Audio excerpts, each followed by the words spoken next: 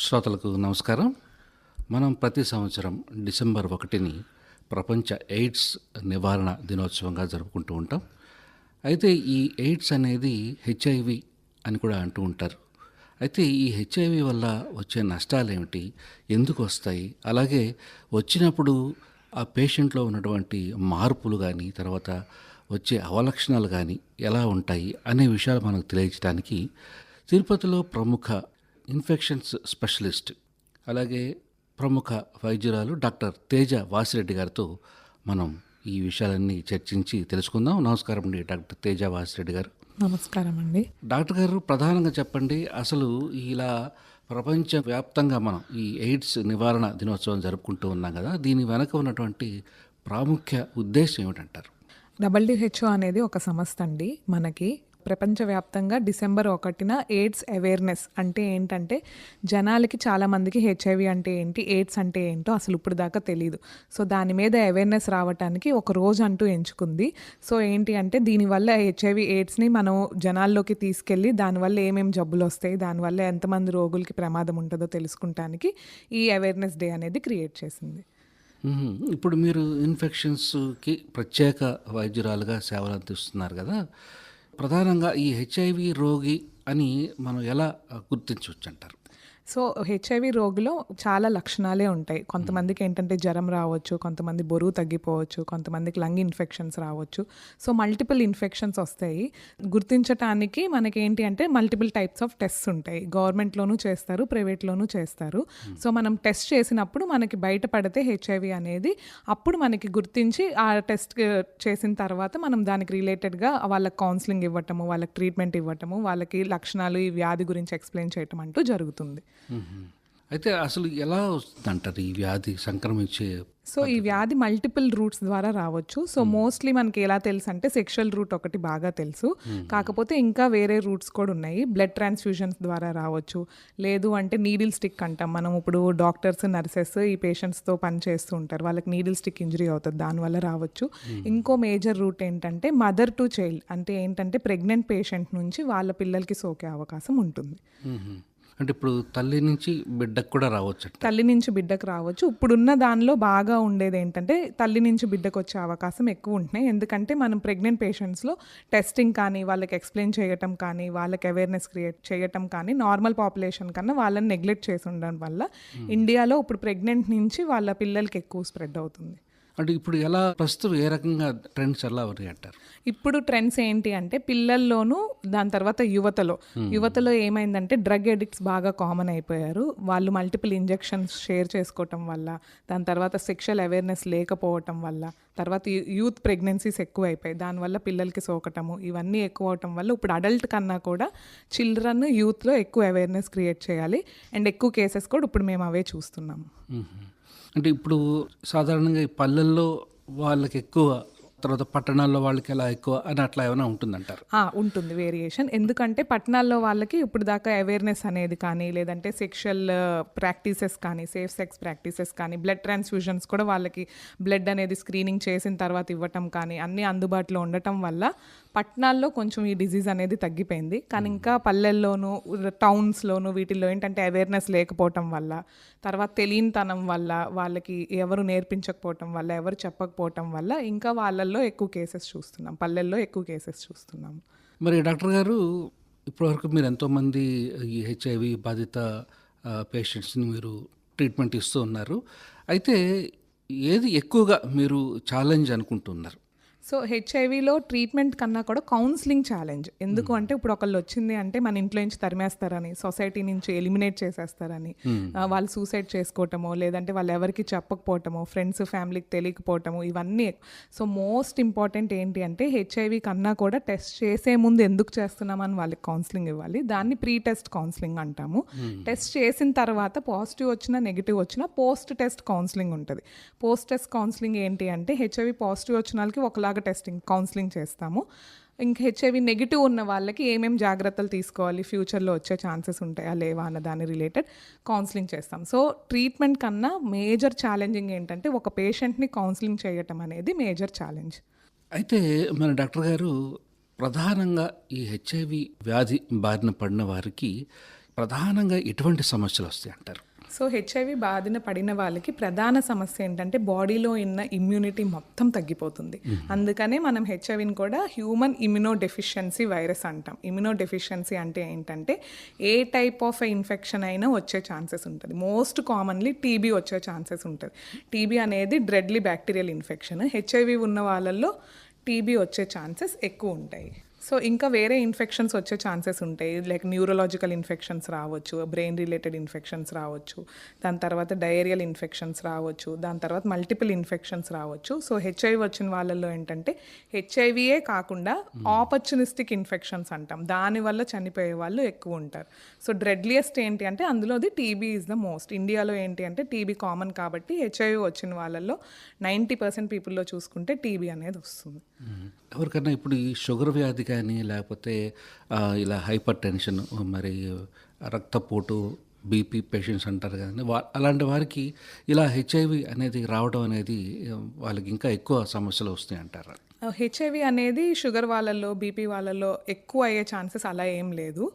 అలా డయాబెటీస్ ఉంటే ఈ ఇన్ఫెక్షన్స్ ఎక్కువ అవుతాయి అని ఉంటే అవి వేరే టైప్ ఆఫ్ ఇన్ఫెక్షన్స్. హెచ్ఐవి అనేది ఏంటంటే కేవలం ఇందాక చెప్పిన రూట్స్లో సెక్షువల్ రూట్స్ కానీ, బ్లడ్ ట్రాన్స్ఫ్యూజన్స్ కానీ, multiple sexual partners, drug addicts కానీ, వాళ్ళు బై ఛాన్స్ డయాబెటిక్ అయితే వాళ్ళల్లో ఎక్కువ వచ్చే ఛాన్స్ ఉంటుంది. అంతేకాని డయాబెటీస్ ఉంటే హెచ్ఐవికి ఎక్కువ రిస్క్ ఉంటుంది అనేది లేదు. అయితే మరి ఈ ఒకసారి హెచ్ఐవి ఉంది ఒక వ్యక్తిలో అని నిర్ధారణ అయిన తర్వాత ఆ వ్యక్తి ఇప్పటివరకు మీ అనుభవంలో ట్రీట్మెంట్ కోసం రావటం ఇట్లాంటివి ఏమైనా అంటే ఛాలెంజెస్ ఏమైనా ఉంటాయి అంట? ఇప్పుడు 100 పేషెంట్స్లో డిటెక్ట్ అయితే దానిలో మన దగ్గరికి వచ్చేది మాత్రం 30 పేషెంట్సే. ఎందుకు అంటే మిగిలిన 70 పేషెంట్స్ కంగారు పడిపోవటము, తెలిస్తే భయపడటము, లేదంటే సూసైడ్ చేసుకోవటము, ఇలాంటివి మోస్ట్ కామన్. సో మనం ఎక్కడ ఆగిపోయాము అంటే 100%లో కేవలం 3 to 4% మన దగ్గరికి వచ్చే దగ్గరికి ఆగిపోయాం ట్రీట్మెంట్ రావడానికి. కానీ ఇది వరకు కన్నా ఇప్పుడు అవేర్నెస్ పెరిగి మనకి 30% పేషెంట్స్ 100%లో 30% మంది మన దగ్గరికి వస్తున్నారు. అవేర్నెస్ ఇంక్రీజ్ అవ్వటం వల్ల ట్రీట్మెంట్లో సేఫర్ ఆప్షన్స్ ఉన్నాయని తెలుసుకుని, ట్రీట్మెంట్ తీసుకుంటే మనం బతకగలం అనేది తెలుసుకుని, ఇప్పుడు అవేర్నెస్ పెరిగి మన దగ్గరికి ప్రీవియస్ కన్నా ఒక 10-15 years బ్యాక్ కన్నా ఇప్పుడు బెటర్గా ఉంది. అంటే దీనికి ఎందుకని కారణం అంటారు? ఎక్కువగా ఇలా సమాజంలో నేను ఏదో ఒక స్టిగ్మా అని అలా ఫీలింగ్ ఏమైనా వస్తుందంటారు? స్టిగ్మా ఎందుకు వస్తుంది అంటే మేజర్ రూట్ సెక్షువల్ రూట్ అవ్వటం వల్ల అప్పుడు మన ఫ్రెండ్స్ కానీ లేదంటే మన ఫ్యామిలీ కానీ పర్సనల్ కాబట్టి సెక్షువల్ అనేది వాళ్ళకి చెప్పుకోవటానికి భయపడటము, చెప్పుకోవటానికి ఇబ్బంది పడతాం, చెప్తే నాకు దీనివల్లే వచ్చిందనే స్టాంపు ముద్ర పడతాం, నువ్వేదో తప్పు చేసావు అనుకోవటం, అది ఎక్కువ అయిపోవటం వల్ల ఈ డిజీజ్కి స్టిగ్మా అనేది ఎక్కువైపోయింది. ఎందుకు అంటే ఈ డిజీజ్ వచ్చిన వెంటనే టీవీస్ కానీ, రేడియోస్ కానీ, మల్టిపుల్ ఛానల్స్ ఎలా ప్రమోట్ చేశారు అంటే సేఫ్ సెక్స్ చేయకపోతే వస్తుంది, దీనివల్ల ఈ రూట్ వల్ల వస్తుంది అన్నట్టు ప్రమోషన్స్ అంటూ వెళ్ళాయి అనమాట. అప్పుడు మీరు చూసుకుంటే పులిరాజాకి ఎయిడ్స్ వస్తుందా, కండోమ్ ప్రమోషన్స్ కూడా అలాగే చేశారు. సో అందరికీ స్టాంప్ ఏం పడిపోయిందంటే వీడు తప్పు చేస్తేనే, సెక్షువల్ రూట్ ద్వారా తప్పు చేస్తేనే హెచ్ఐవి వస్తుంది అనేది. సో పేషెంట్స్ కూడా అలా స్టిగ్మా అయిపోయింది, నేనేదో తప్పు చేశాను అనేసుకుంటారు కాబట్టి ఎవరు ముందుకు రాలేకపోయారు.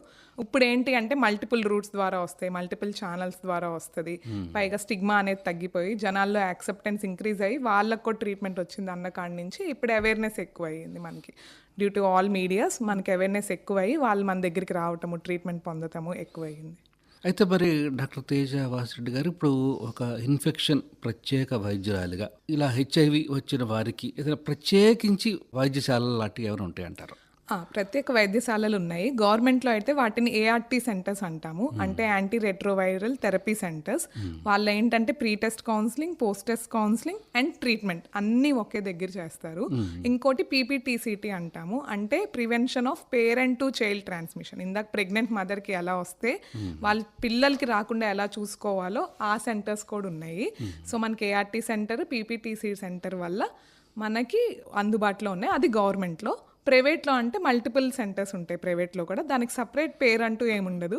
ఇలా ఇన్ఫెక్షస్ డిజీజ్ స్పెషలిస్ట్ కానీ, హెచ్ఐవి స్పెషలిస్ట్ కానీ, లేదంటే జనరల్ మెడిసిన్ డాక్టర్స్ కానీ వాళ్ళ దగ్గరికి పేషెంట్స్ వస్తే maximum preferably government centre ART సెంటర్స్కి పంపిస్తారు. లేదు పేషెంట్ ఎఫోర్డబుల్ మేము పెట్టుకోగలం, ప్రైవేట్లో కూడా చేయించుకుంటామంటే వాళ్ళకి అన్ని కౌన్సిలింగ్స్ ఇచ్చి ట్రీట్మెంట్ ఆప్షన్స్ ఎక్స్ప్లెయిన్ చేసి ప్రైవేట్లో కూడా ట్రీట్మెంట్ ఇవ్వగలం. అయితే మరి ఇది ఒకసారి నిర్ధారణ అయిన తర్వాత చికిత్సా విధానం ఏ రకంగా ఉంటుందండి? అంటే ఒకవేళ ఎక్కువ ఖర్చుతో కూడుకున్నదా? లేకపోతే అందుబాటులోనే ఉంటుందంటారా? సో ఒకసారి వచ్చిన తర్వాత చికిత్సా విధానం అనేది చాలా ఈజీ. మనకి గవర్నమెంట్ అయితే కంప్లీట్లీ అంతా ఫ్రీగా చేస్తుంది. సో ప్రైవేట్లో కూడా ఏంటంటే మనకి very low cost, monthly only 2,000 అవుతాయి. మన దగ్గర 2,000 పెట్టుకోగలము అంటే ప్రైవేట్లో కూడా 2,000 మంత్లీ, ఒక రోజుకి ఒక ట్యాబ్లెట్ వేసుకోవాలి. నెలకు ఆ ట్యాబ్లెట్ కాస్ట్ ఏంటి అంటే 2,000 రూపాయలు. సో మన దగ్గర 2,000 ఉన్నాయి, చూయించుకోగలము, గవర్నమెంట్లోకి వెళ్ళలేము, లైన్లో నుంచోవాలి అనుకుంటే ప్రైవేట్లో కూడా మనకు అందుబాటులో ఉన్న ట్రీట్మెంట్ ఆప్షన్స్ ఇప్పుడు ఉన్నాయి, ఇండియాలోనే ఉన్నాయి మన దగ్గర. ఇప్పుడు ఒక పేషెంట్ మీ దగ్గరికి అలా వచ్చారనుకోండి, వారి వివరాలు అన్నీ గోప్యంగా ఉంచుతారా అనే అనుమానం కూడా ఉంటుంది కదా, దానికి ఏం చెప్తారు? సో ఇప్పుడు మన దగ్గరికి ఎవరైనా పేషెంట్స్ వస్తే గవర్నమెంట్ కూడా సీక్రసీ మెయింటైన్ చేస్తుంది. గవర్నమెంట్ కూడా వేరే వాళ్ళకి చెప్పే రైట్ లేదు. గవర్నమెంట్ నేను వెళ్ళి అడిగినా కూడా మీ డీటెయిల్స్ ఇచ్చే రైట్ లేదు. ప్రైవేట్ అయితే complete privacy. Even ART centre అని రాయము, హెచ్ఐవి పేషెంట్ అని చెప్పము, అక్కడ హెచ్ఐవి ట్రీట్మెంట్ సెంటర్ అనేది కూడా చెప్పము. కంప్లీట్ ప్రైవసీ మెయింటైన్ చేస్తాము. జనరల్ మెడిసిన్ వాళ్ళ పేషెంట్స్ని, షుగర్ పేషెంట్ని, బీపీని ఎలా చూస్తామో హెచ్ఐవి పేషెంట్స్ని కూడా సేమ్ ప్రైవసీతో చూస్తాం. సో ఎవరికి బయటికి లీక్ చేయటం కానీ, లేదంటే ఇది కేవలం హెచ్ఐవి హాస్పిటల్ అంటాం కానీ అలాంటివి అయితే ఏం జరగవు. అయితే మరి డాక్టర్ తేజ గారు, ఇలా ఒకసారి వ్యాధి అనే నిర్ధారణ అయిన తర్వాత ఏ దశలో మరి ఆ వ్యాధి బయటపడుతుంది అంటారు? సో జనరల్లీ హెచ్ఐవికి 4 దశలు ఉంటాయి. 4th స్టేజ్ మనం ఎయిడ్స్ అంటాం. అందరు భయపడేది ఏంటంటే 4th స్టేజ్కి వెళ్తే ఎయిడ్స్ అంటాము. ఫస్ట్, సెకండ్, థర్డ్ స్టేజెస్లో ఏంటి అంటే జనరల్లీ మనకి హెచ్ఐవియే అని తెలీదు, ఎందుకంటే అక్కడ ఆపర్చునిస్టిక్ ఇన్ఫెక్షన్స్ వస్తాయి. టీబీ రావచ్చు హెచ్ఐవి పేషెంట్స్లో, ఇంకా ఫంగల్ ఇన్ఫెక్షన్స్ రావచ్చు, స్కిన్ ఇన్ఫెక్షన్స్ రావచ్చు. సో మనకి దశ పెరిగే కొద్దికి మల్టిపుల్ ఇన్ఫెక్షన్స్ పెరుగుతాయి. ఎయిడ్స్ దశలో వస్తే మ్యాక్సిమం ఎవరన్నా ఐడెంటిఫై చేయగలుగుతారు. స్టార్టింగ్ 3 స్టేజెస్ మిస్ అవుతుంది. సో మిస్ అయినప్పుడు ఏంటి అంటే మనం అక్కడ ఆ ఫస్ట్ స్టేజ్లోనే కనుక్కోవాలి అంటే పేషెంట్ని కరెక్ట్గా హిస్టరీ అడగాలి. ఏమేమి అయ్యి ఉండొచ్చు, మీకు ఎన్ని నెలల నుంచి ఇలా సమస్య పడుతున్నారు, ఎన్నిసార్లు ఇలా ఇబ్బంది పడుతున్నారు, అక్కడ ఫస్ట్ దశలో కనుక్కోవాలి అంటే కొంచెం హిస్టరీ బాగా తీసుకోవటం, పేషెంట్ని కొంచెం డీటెయిల్డ్గా అడగటము, అవన్నీ అడిగితే మనకి డౌట్ వచ్చి టెస్ట్ చేయిస్తే మనం ఫస్ట్ దశలోనే మనం దాన్ని అరికట్టవచ్చు. అంటే సాధారణంగా ఆ మొదటి దశ తెలుస్తుంది అంటారు? మొదటి దశ కూడా తెలుస్తుంది. దానికి మల్టిపుల్ టెస్ట్స్ ఉంటాయి. జనరల్గా మనకి 3 to 4 months దాటితే తెలీదు అంటారు, ఎందుకంటే అది యాంటీబాడీ టెస్ట్ మనం చేసేది. కానీ వైరల్ లోడ్ అనే ఒక టెస్ట్ ఉంటుంది. ఇన్ఫెక్ట్ అయిన 6 రోజులకే మనకి బయటపడుతుంది అనమాట. సో మనం ఏమన్నా మనకి సస్పిషన్గా ఉన్న పేషెంట్ ఇలా ఉంది, నాకు ఈ సిమ్టమ్స్ ఉన్నాయి, నేను ఇలా సస్పిషియస్ అనుకుంటున్నాను అంటే ఫస్ట్ చేయాల్సిన test viral load. Viral load ఏంటంటే 6 daysలోనే పాజిటివ్ వస్తుంది. యాంటీబాడీ కోసం వెయిట్ చేసాము అంటే 3 to 4 months వెయిట్ చేయాలి. దాన్ని విండో పీరియడ్ అంటాం అనమాట. సో అప్పుడు మనం కనుక్కోలేము. కానీ వైరల్ లోడ్ చేస్తే మనం విత్ ఇన్ అ వీక్ కనుక్కోవచ్చు. ఇప్పుడు ఒకసారి ఇలా ఇన్ఫెక్షన్ వచ్చిన తర్వాత ఇమ్మీడియట్గా అంటే వెంటనే ఏమేమి వ్యాధులు రావచ్చు అంటారు? సో హెచ్ఐవి ఇన్ఫెక్షన్ వచ్చిన వెంటనే కొంతమంది ఉన్న స్టేజ్ ప్రకారం ఉంటుంది. సో ఫస్ట్ స్టేజ్లో ఉంటే ఏంటంటే జనరల్లీ ఎసిమ్టమాటిక్ అంటాం అనమాట, ఏం సిమ్టమ్స్ ఉండకపోవచ్చు. సెకండ్ స్టేజ్లో ఉంటే ఏంటంటే వామిటింగ్స్ రావచ్చు, డయేరియా రావచ్చు, అంటే ఏంటంటే మల్టిపుల్ స్టూల్స్కి వెళ్ళొచ్చు, స్కిన్ ఇన్ఫెక్షన్ రావచ్చు, అవి సెకండ్ స్టేజ్లో ఉంటాయి. థర్డ్ స్టేజ్లో ఉంటే ఏంటంటే టీబీ లాంటి ఇన్ఫెక్షన్ రావచ్చు. దాని తర్వాత మల్టిపుల్ లంగ్ ఇన్ఫెక్షన్స్ ఉంటాయి, నిమోనియా అంటాము, నిమోనియా ఇన్ఫెక్షన్ రావచ్చు. దాని తర్వాత బ్రెయిన్ ఇన్ఫెక్షన్స్ ఉంటాయి, న్యూరలాజికల్ ఇన్ఫెక్షన్స్, అవి కూడా రావచ్చు. అది థర్డ్ స్టేజ్లో ఉంటాయి. 4th స్టేజ్ అనేది ఇంక అందరికీ తెలిసిపోతుంది, ఎయిడ్స్ అని అంటాము. 8th స్టేజ్కి వెళ్ళే కొద్దికి ఏ ఇన్ఫెక్షన్ అయినా రావచ్చు. ఇప్పుడు చెప్పినవన్నీ ఇన్ఫెక్షన్స్ అన్నీ కూడా 4th స్టేజ్ ఎయిడ్స్లో రావచ్చు. అయితే మరి డాక్టర్ తేజ గారు, ఎక్కువగా ఇప్పుడు మీరు చూస్తున్నారు యువతలో ఎక్కువగా ఈ సమస్య వస్తూ ఉంది కదా. ఇప్పుడు ఈ యువతకు కొంచెం అంటే యూత్ కాబట్టి కొద్దిగా రెసిస్టెన్సు, కొంచెం ఇమ్యూనిటీ పవర్ కొంచెం ఎక్కువే ఉంటుంది. అలాంటి వారిలో ఏ దశలో బయటపడవచ్చు అంటారు? వారికి ఏ రకమైన ట్రీట్మెంట్ ఇస్తామంటారు? సో అలాంటి వారికి జనరల్లీ 3rd స్టేజ్ 4th స్టేజ్లో బయటపడే ఛాన్సెస్ ఉంటాయి. సో అలాంటి వాళ్ళకి కూడా ట్రీట్మెంట్ ఉంది. ఈవెన్ 8th స్టేజ్కి వెళ్ళినా కూడా మనకి ట్యాబ్లెట్స్ ఉన్నాయి, ట్రీట్మెంట్ ఉంది. వాళ్ళని కూడా మళ్ళీ 0 లెవెల్కి అంటే వైరల్ లోడ్ 0 తీసుకొచ్చే ఛాన్సెస్ ఉంది. వాళ్ళు కూడా డైలీ ఒక ట్యాబ్లెట్ వేసుకుంటే 4 వారాలలో నార్మల్ మనిషి అయ్యే ఛాన్సెస్ ఉన్నాయి. ఈవెన్ 3rd స్టేజ్ 4th స్టేజ్లో డిటెక్ట్ చేసినా కానీ మనం కరెక్ట్గా ట్రీట్మెంట్ తీసుకుంటే 4 వారాల్లో నార్మల్ మనిషి అయ్యే ఛాన్సెస్ ఉన్నాయి. అయితే మరి తేజ గారు, ఈ పేషెంట్ ఒక హెచ్ఐవి పేషెంటు తనకు గనక ఈ వ్యాధి తగ్గాలి అని అనుకుంటే చేయాల్సినటువంటి ఒక అంటే క్రమం తప్పకుండా చేయాల్సిన పద్ధతులు ఏమేమిటంటారు? సో ఒక వ్యక్తికి కనుక హెచ్ఐవి ఇన్ఫెక్షన్ వస్తే ఫస్ట్ వచ్చి ట్రీట్మెంట్ తీసుకోవాల్సి వస్తుంది. హెచ్ఐవికి ఇప్పుడు చాలా ఇంజెక్షన్స్ ఉన్నాయి, డ్రగ్స్ ఉన్నాయి. ఫస్ట్ వెళ్ళి కౌన్సిలింగ్ తీసుకుని ట్రీట్మెంట్ తీసుకోవాలి. లైక్ షుగర్ పేషెంట్లు, బీపీ పేషెంట్లు ఎలా రోజుకు ఒక ట్యాబ్లెట్ తీసుకుంటారో హెచ్ఐవి పేషెంట్ కూడా క్రమం తప్పకుండా తీసుకోవాల్సింది ఏంటంటే రోజుకు ఒక ట్యాబ్లెట్ పడుకోబోయే ముందు తీసుకుంటే కనుక 4 వారాల్లో అతన్ని నార్మల్ మనిషి చేసి అదే ట్యాబ్లెట్ కంటిన్యూ చేస్తే నార్మల్ జనాలు ఎంతవరకు బతుకుతారో హెచ్ఐవి పేషెంట్ కూడా అంతకాలమే బతకొచ్చు. అంటే దానికోసం ఎటువంటి మరి జాగ్రత్తలు తీసుకోవాలి, ఎటువంటి మందులు? ఇప్పుడు జనరల్గా ఏం చేస్తున్నారు, కొంచెం బాగుంటే జ్వరమే తీసుకోండి, 5 రోజులు వేసుకోమంటారు యాంటీబయాటిక్స్, అయితే 2 రోజులు వేసుకునేటప్పుడు తగ్గుతుంది, మానేస్తారు. ఈ వ్యాధిలో ఆ రకంగా చేస్తే ఎటువంటి ప్రమాదం ఉందంటారు? ఈ వ్యాధిలో అలా అస్సలు చేయకూడదు. ఎందుకంటే మనం మధ్యలో కనుక మెడిసిన్ ఆపేస్తే మన బ్రెయిన్లోనో లేదంటే టెస్టిస్లోనో వైరస్ ఉండిపోతుంది. ఆ ఉండిపోయిన వైరస్ ఏంటంటే మళ్ళీ బ్లడ్లోకి వస్తుంది. మళ్ళీ బ్లడ్లోకి వచ్చినప్పుడు మల్టిపుల్ ఆర్గన్స్ అన్నీ ఎఫెక్ట్ అవుతాయి. మల్టిపుల్ ఆర్గన్స్ ఎఫెక్ట్ అయినప్పుడు మళ్ళీ స్టేజ్ 4 డిజీజ్కి వెళ్ళిపోయే ఛాన్స్ ఉంటుంది. సో ఎప్పుడైతే డాక్టర్ మిమ్మల్ని మెడిసిన్ లైఫ్ లాంగ్ వాడమంటే ఆ మెడిసిన్ ఖచ్చితంగా లైఫ్ లాంగ్ మీరు తీసుకోవాల్సిందే. మధ్యలో ఒకసారి ఏదైనా మిస్ అయింది అనుకోండి, అప్పుడు ఎలా? సో ఇంటర్మిటెంట్గా మిస్ అయితే మనకి లెస్ దాన్ 1 మంత్ కనుక మిస్ అయితే కనుక మళ్ళీ రీస్టార్ట్ చేస్తాం same treatment. More than 1 month కనుక మిస్ అయితే మనం వైరల్ లోడ్ అనేది టెస్ట్ చేస్తాం, హెచ్ఐవి వైరల్ లోడ్ అనేది చేస్తాము. అది కనుక పెరిగింది అనుకుంటే మనం దాన్ని చూసుకుని మందులు మార్చటం అనేది జరుగుతుంది. హయ్యర్ డోస్ ఇవ్వటము లేదంటే వేరే మందులు కూడా ఉంటాయి. ఇంకా మందుల్లోనే మనకి 4 రకాలు ఉన్నాయి.